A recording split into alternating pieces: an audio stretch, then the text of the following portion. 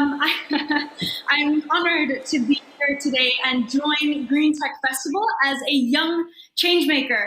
I believe my session is called the Wake Up Keynote Speech, so I will try my best to do so for all of you watching either on your screens or there live at the GreenTech Festival. In order to actually do this, I think a good way is to start off by asking all of you in the audience to join me in taking a deep breath in, okay? But first off, let's fix our body posture. For me, at least here in Bali, it has been a very long day. So make sure that you roll your shoulders back, nice and straight your spine, your back. And on the count of 3, join me in taking a deep breath in, okay? 1, 2, 3. Take a deep breath in. And out. One more time, another deep breath in. And out. I do this almost on every stage at any time because it proves as a very strong reminder that 70% of the oxygen we breathe comes from the ocean. And now earlier, the setup of my keynote, right, it was the hope that, or the intention that I can make everyone feel like sustainability is for them, that sustainability should be at the core of everything they do. Why did I start with asking all of you to breathe? For exactly that reminder that 70% of our oxygen is produced from the ocean. That almost means that every second breath we're breathing comes from this beautiful, big blue ocean.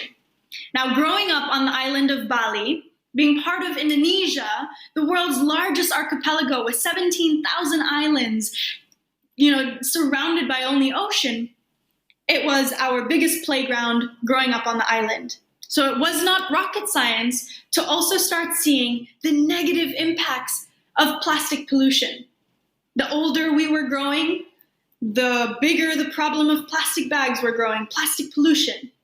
And so that is exactly where my journey started as a young changemaker at 12 years old, together with my younger sister, Isabel, when she was 10. We looked at each other one day and said, we're not going to wait until we are older to start making a difference. What can we do right now? And sometimes the journey of sustainability can be that simple.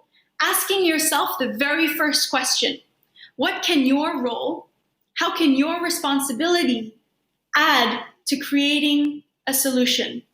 And it starts with understanding that on a local level. So for me and my sister, we had a vision, we had a dream. We knew that we wanted to make our island home of Bali plastic bag free. The clearer our goal, the easier it was to start building momentum. But let me tell you one thing. When we started all those years ago, I'm now 20 years old, by the way, and consider myself to be a full-time change maker. But when I started all those years ago together with my younger sister, we had absolutely no business plan, no strategy.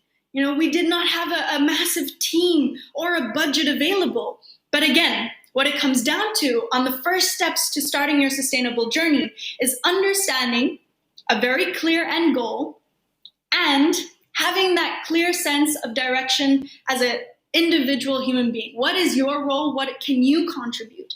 And for me and my sister, the rest was history. We started our first organization called Bye Bye Plastic Bags.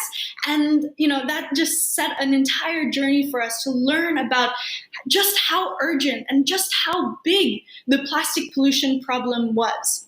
Right? We have learned a lot of things that a normal textbook cannot provide. We have inspired 60 global teams around the world, all led by other students, other young people who saw what we were doing in Bali and said, if they can do it, we can do it for sure, right? So Bye Bye Plastic Bags is now in 30 countries globally, led by other young people. But I think one thing that I'm really proud of, or a huge achievement that we have, is actually Bali today is officially plastic bag free. So we have the law, we have the policy change written and signed by the governor island-wide. But writing a policy, signature and stamp, is a totally other thing than implementing change. And so that is where our work with Bye Bye Plastic Bags is still heavily on the ground to ensure that we're actually implementing this change. And that doesn't just go for the policy change on plastic bags, but we can look and think about the other agreements worldwide that are happening, whether that be the 17 Sustainable Development Goals, whether that be the Paris Agreement. I believe the role of young people is actually to accelerate that change and to hold those accountable so that we're actually reaching those goals and that they go beyond signature and stamp on these regulations. This leads me to my what I'm kind of working on right now as a full-time young change maker. You can only imagine that over the last 8 years now, with Bye Bye Plastic Bags, we have spoken to over 500,000 students all around the world in all different corners. And can you guess what the very first question is? It's how can I do what you do? And that is where we see, again, our generation as a whole getting involved or wanting to get involved at a younger and younger age. And that's where my new project, Youthopia, is all about. We focus on how can we make sure that every single young person can feel like they can be a young change maker too. And the reason why we focus or why we target young people is because through our experience at the front lines, we see how much energy, how much passion, how much determination we have, because we know that we do not have the luxury of time. We can no longer stick with business as usual. We have to change our ways. And I think young people see it as an opportunity instead of a burden. We look at linear economies and we instantly think, how can we turn this into a circular economy? How can we benefit all levels of community? The children, the women, general society as a whole. How can we make more sustainable business models? How can we still make profit and still benefit the planet?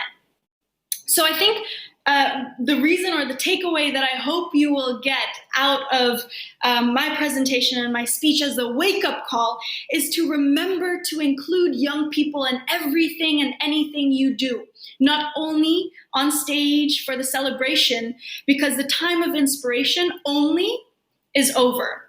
We're eager to help with that brainstorming, that creation, all the way to actual implementation for change. And with that, I look forward to our Q&A, our session together. And I'll send it back to the stage at GreenTech. Thank you, everyone, so much.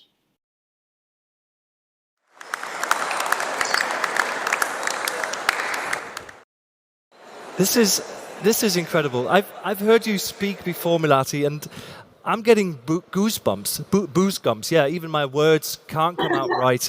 This is so inspiring. So thank you so much for all the work you do.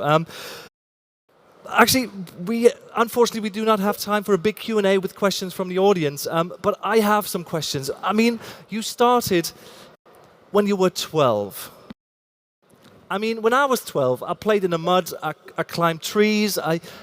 How did your friends on the island react when you suddenly started being a climate activist? Well, you know, when I started, I didn't really think of myself as a climate activist or an activist at all. It was simply acting on a problem that everybody saw.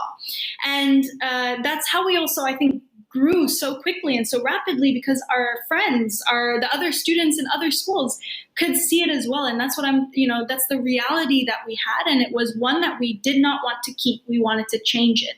And so that's how I think slowly but surely we've become one of the largest youth-led movements in the country. So you're actually doing this with Isabel, your sister. How did your family react? What did your mum say when you said, I want to get rid of plastic bags on the island? Yeah, well, you know, we're really lucky. My mom is Dutch, my dad is Indonesian. They, raised us on the island of Bali. So you can only imagine they created this whole new bubble for me and my sister to grow up in. And funny enough, my sister and I were always kind of ideating and brainstorming. Growing up, we were best friends, making all sorts of different types of projects, obviously on a more smaller scale, but still that kind of excitement, that creativity was always there. And so when my sister and I, kind of said, Mom, Dad, we wanted this summer, we want to make Bali plastic bag free. It was just kind of taken as another okay, how are you going to do that? And I think it's that level of almost authority that we were given as kids, taken seriously as kids from our parents, that really allowed us to thrive to who we are today. So and then 2016, you actually went to the government and you achieved something absolutely incredible, a styrofoam and plastic bag ban for Bali. What did your friends say when you said, I'm going to the government? I have an appointment with the government. Yeah, well, I think it was, always a funny reaction. I think people really started to understand, that if we wanted to create change, yes, we can start on an individual level. We can start that today. But in order to see a more systemic level, we do have to sit on the table with our politicians, with our local leaders, with the corporates and CEOs and general managers. So for me, that was kind of always clear from the beginning, but I think always a very funny reaction to say, sorry, I have to skip math class because I have a meeting with the government. So yeah, it was a journey for sure. Absolutely incredible. So Melati, thank you very much for tuning in. What time is it in Bali right now? It's now 8 o'clock in the evening. All right. But we still have a submission for the sustainability bootcamp with GreenTech. So our team is working away and we're staying up to make our submission video. Nice. Well, we might see you then at 5 o'clock here, 5:15 German time, in approximately like 2-3 hours. All right. Melati, thank you very much for tuning in, for being with us today. Thank you very much for being at GreenTech. Continue with everything you do. Stay motivated. Stay a role model for not just young people, but also for older people who have not accepted climate change yet. Thank you for all your work. Big round of applause. Melati Wijsen. Thank you.